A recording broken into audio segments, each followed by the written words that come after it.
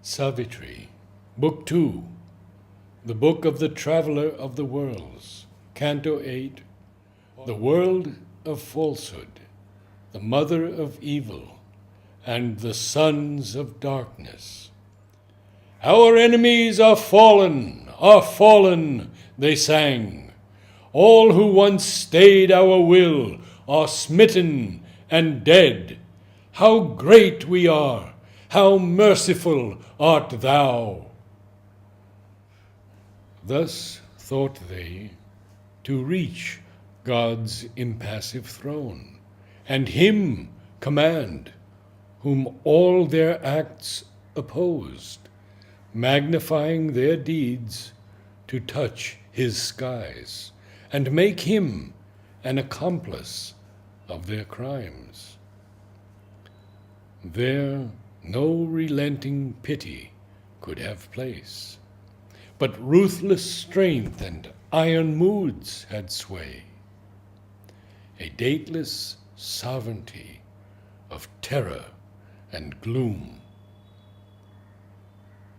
This took the figure of a darkened God, revered by the racked wretchedness he had made, who held in thrall a miserable world, and helpless hearts nailed to unceasing woe, adored the feet that trampled them into mire. It was a world of sorrow and of hate, sorrow with hatred for its lonely joy, hatred with others' sorrow as its feast. A bitter rictus curled the suffering mouth. A tragic cruelty saw its ominous chance. Hate was the black archangel of that realm. It glowed, a somber jewel in the heart, burning the soul with its malignant rays, and wallowed in its fell abysm of might. These passions, even objects, seemed to exude, for mind overflowed into the inanimate, that answered with the wickedness it received. Against their users, used malignant powers, hurt without hands, and strangely, suddenly slew, appointed as instruments of an unseen doom.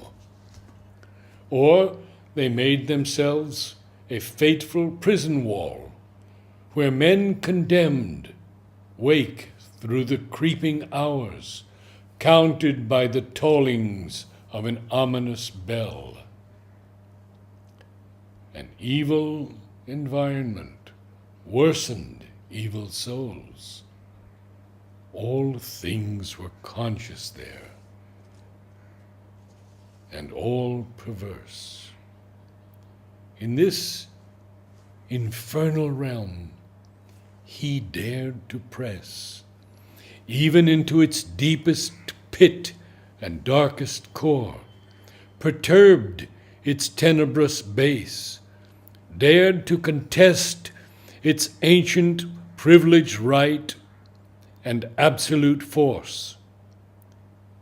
In night he plunged to know her dreadful heart. In hell he sought the root and cause of hell. Its anguished gulfs opened in his own breast. He listened to clamors of its crowded pain, the heartbeats of its fatal loneliness. Above was a chill, deaf eternity. In vague, tremendous passages of doom, he heard the goblin voice that guides to slay, and faced the enchantments of the demon sign, and traversed the ambush of the opponent snake. In menacing tracts, in tortured solitudes, companionless, he roamed through desolate ways, where the red wolf waits by the fordless stream, and death's black eagles scream to the precipice, and met the hounds of Baal who hunt men's hearts, baying across the velds of destiny. In footless battlefields of the abyss, fought shadowy combats in mute, eyeless depths, assaults of hell endured, and titan strokes, and bore the fierce inner wounds that are slow to heal. A prisoner of a hooded magic force, captured and trailed in falsehood's lethal net, and often strangled in the noose of grief, or cast in the grim morass of swallowing doubt, or shut into pits of error and despair, he drank her poison draughts till none was left. In a world where neither hope nor joy could come, the ordeal he suffered of evil's absolute reign, yet kept intact his spirit's radiant truth. Incapable of motion or of force, in matter's blank denial jailed and blind, pinned to the black inertia of our base, he treasured between his hands his flickering soul. His being ventured into mindless void, intolerant gulfs that knew not thought nor sense.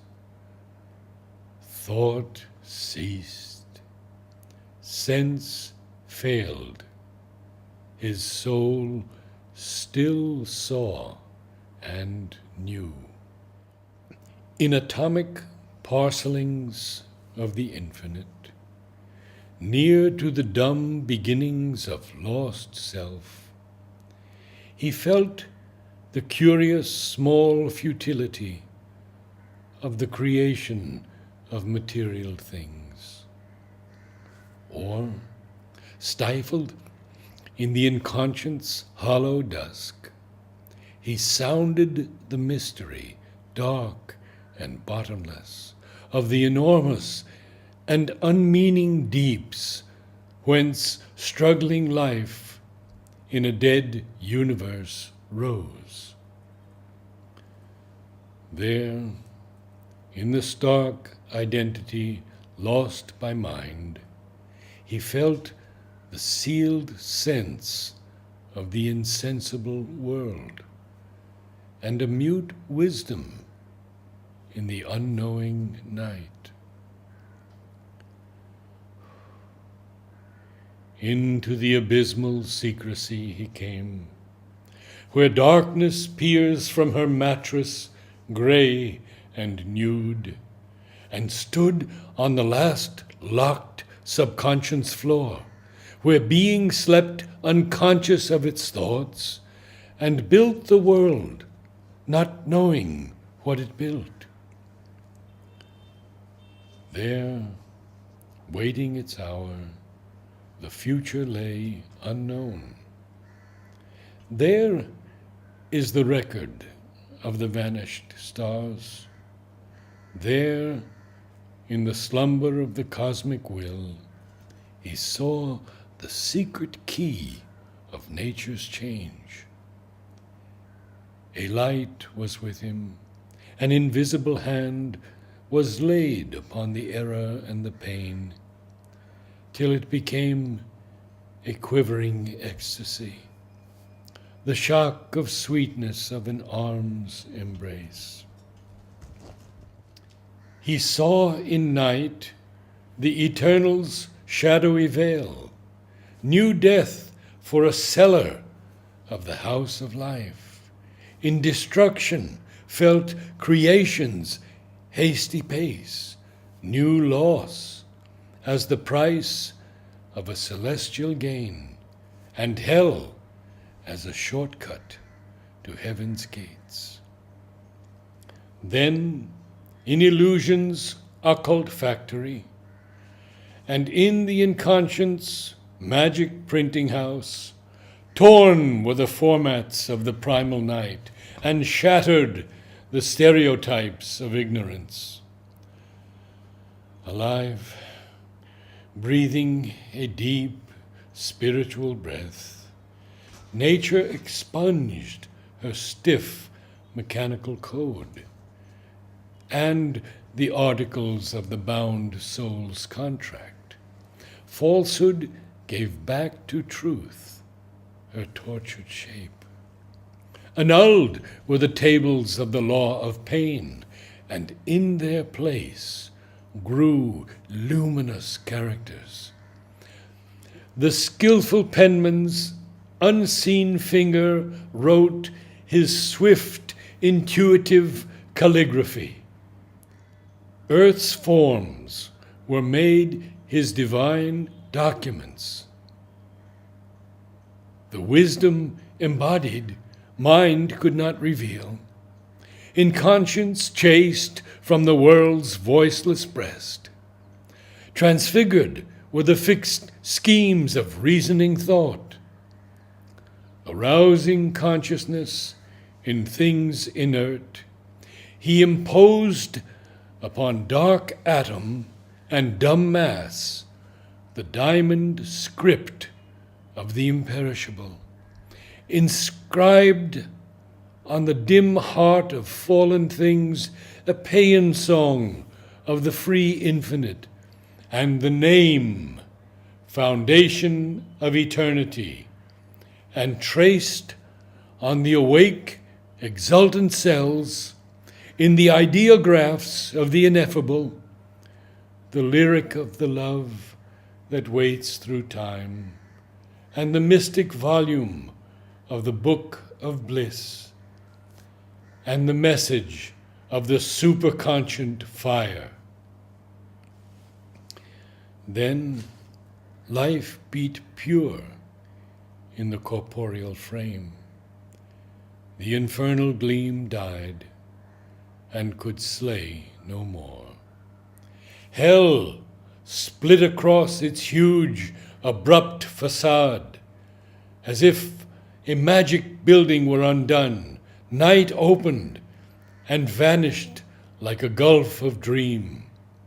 Into being's gap, scooped out as empty space, in which she had filled the place of absent God, there poured a wide, intimate, and blissful dawn. Healed were all things that time's torn heart had made, and sorrow could live no more in nature's breast.